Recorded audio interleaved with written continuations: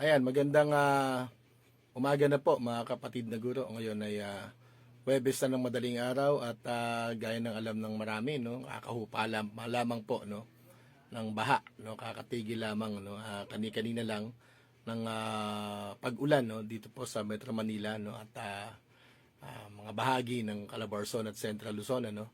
This medyo basas of ating guro TDC Party List and chairperson of the Teachers Dignity Coalition. Bago po ang lahat, no, binabati ko po yung mga teacher ng Baler Central School, no, diyan po sa Aurora sa Region 3. Magandang umaga po sa inyo, lalo na sa iyo, Ma'am Analisa Yamador. By the way, ngayon pong araw na ito ay wala po tayong pasok, no, alinsunod sa deklarasyon ng Malacanang dahil na rin sa epekto ng mga pag-ulan at pagbaha, no, na naranasan natin nung Martes at Miyerkules, no?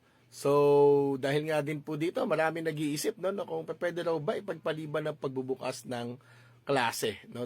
Alam niyo po sa ganang akin, parang mahirap na po, no, na ipagpaliban, no, yung klase dahil mag-suffer, no, yung end of school year natin, ano, na naka-schedule naman ito ng April, no, 15, no, Martes Santo na po yan, no. Kapag nag-extend po tayo, no, ay maaari po tayo na umabot, no, o lumampas ng Holy Week, no. Pero tignan natin, no, tignan po natin, ano, especially ngayon, ano, dahil ang Central Luzon, Calabarzon at lalong-lalo na ang Metro Manila ay talagang damang-dama ang epekto nitong mga pag-ulan at pagbaha, no.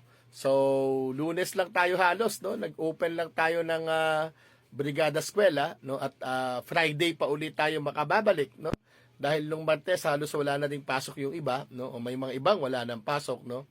Miyerkules syempre wala, Huwebes ngayon wala na rin, no, and then Friday pa po tayo, no, makakabalik, no.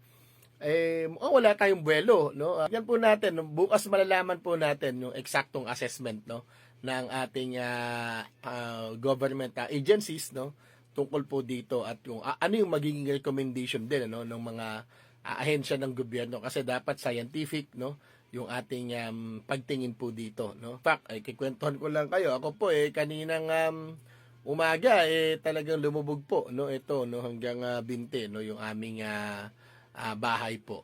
At humupa naman siguro around 2 or 3 o'clock ng hapon, ano, mula I think 9 o'clock to 3 o'clock ng hapon, talagang may tubig po, ano, sa loob ng bahay, no. So sige, no, sana, no, makikita po natin ngayong umaga, Thursday at bukas, no, Friday, kung ano po yung maaring mangyari, no. Magandang umaga po at mabuhay po tayong lahat, no. At ingat po, ingat, no.